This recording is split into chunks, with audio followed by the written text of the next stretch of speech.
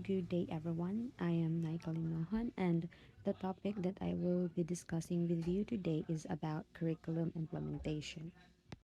So, what is curriculum implementation?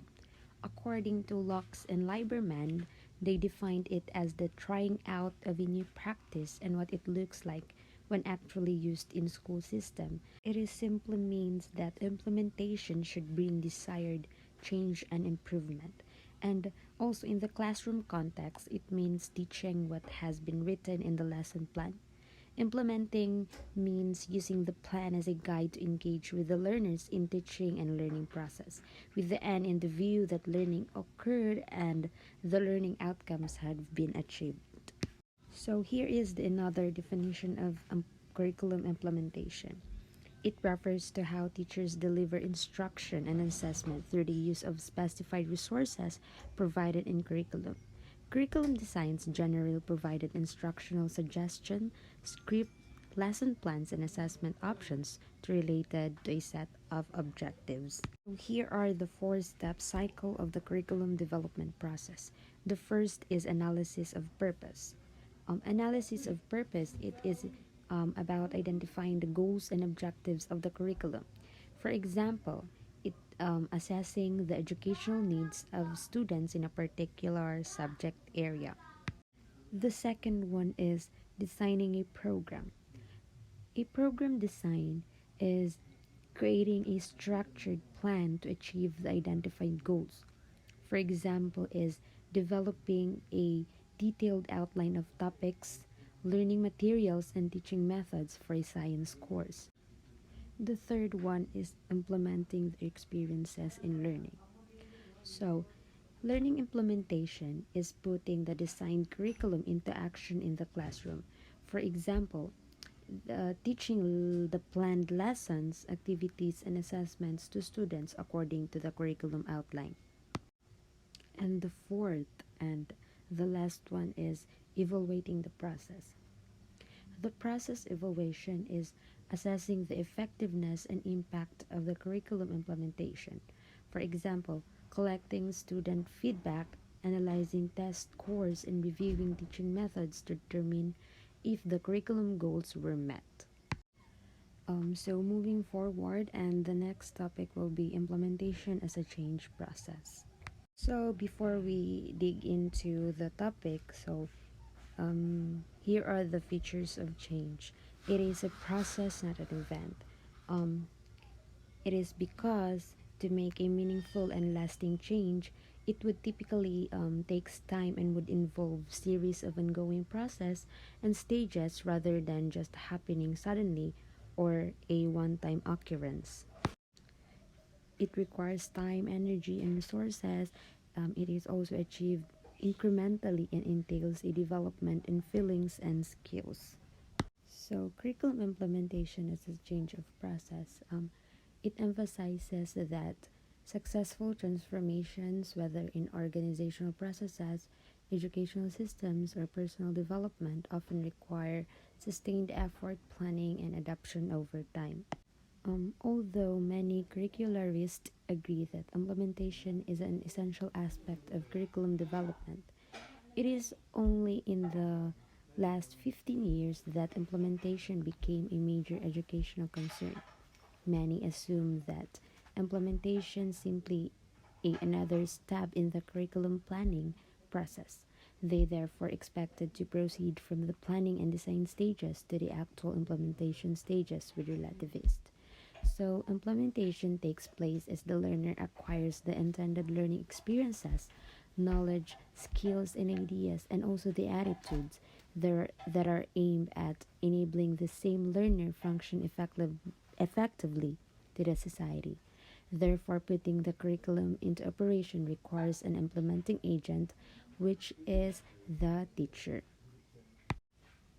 So, this is the curriculum implementation plan. So, the design of the curriculum implementation plans, it guides the management of the institutions to prepare other plans such as development and procurement of learning resources, training of teachers and resource person, procurement of equipment, machines, instruments, computers, and consumables, and also the deployment of the faculty and staff members, construction and budget collaboration within the industries, staff holders, and so on.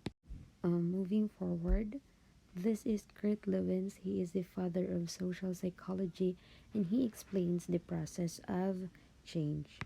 So, this table right here is the Kurt Lewins force field theory and curriculum change.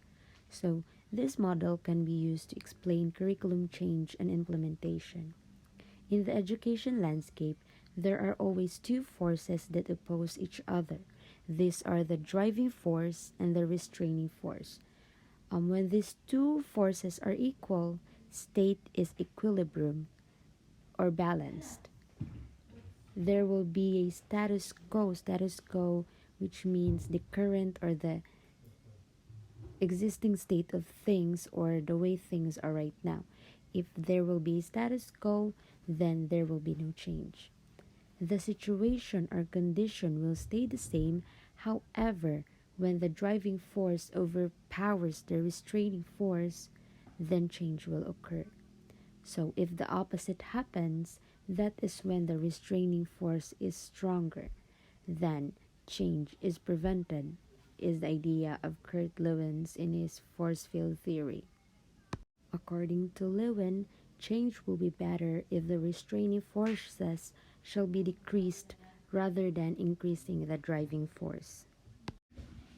So here are the categories of curriculum change.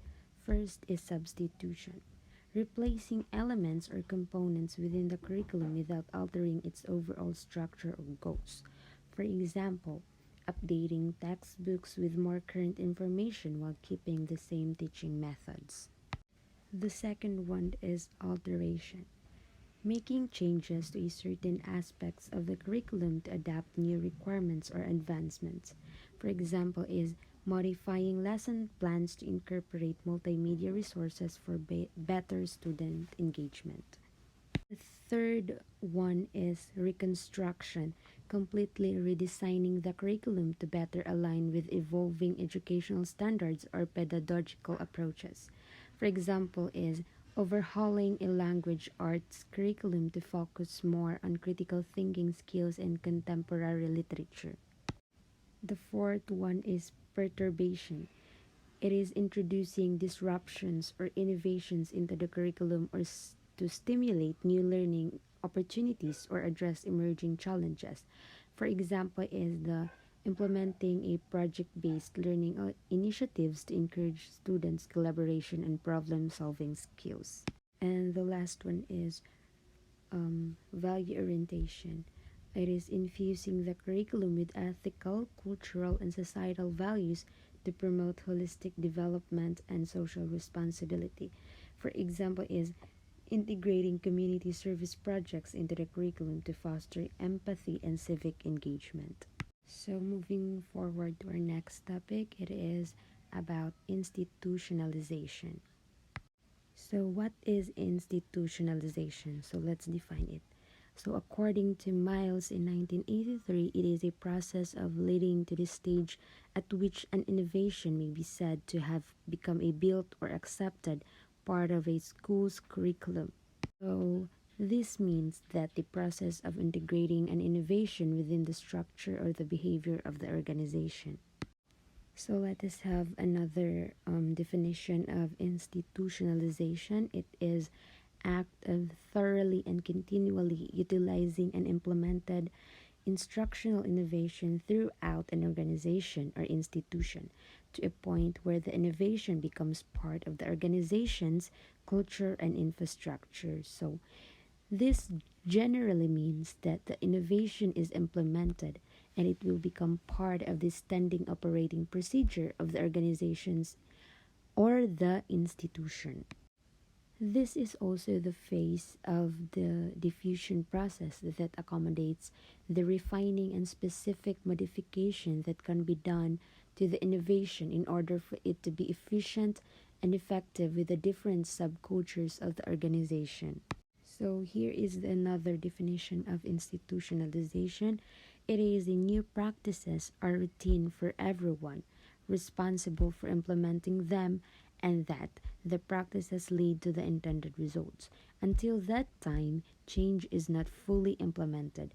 Those who lead and facilitate begins by working backward with the end in mind.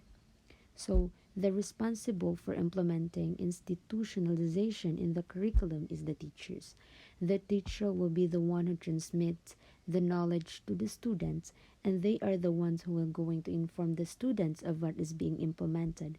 And the students will be the one who will experience or exercise the new practice that happened in the curriculum. So let us move forward to the legal basis for institutionalization. So the first one is the Republic Act number 10157. It is an act institutionalizing the kindergarten education into the basic education system and appropriating funds therefore. So based on this Republic Act, it was implemented to include kindergarten into the basic education, and it is mandatory for compulsory for entrance to grade 1. The second one is Republic Act number 11476. It states that an act enhancing the Philippine basic education system by strengthening its curriculum and increasing the number of years for basic education, appropriating funds therefore and for other purposes. This Republic Act was implemented last June 25, 2020, and it means that the teachers were the ones who taught as a subject the GMRC, which helped us to learn importance of having good manners, to respect others, and develop our moral values and responsible and productive citizens. And I think that concludes my part. And those two Republic Act about institutionalizing, it was just an example that I can give to you because we're running out of time, and there's so many Republic Act that talks about institutionalizing, and now I give you the floor to the next reporter. Thank you for listening.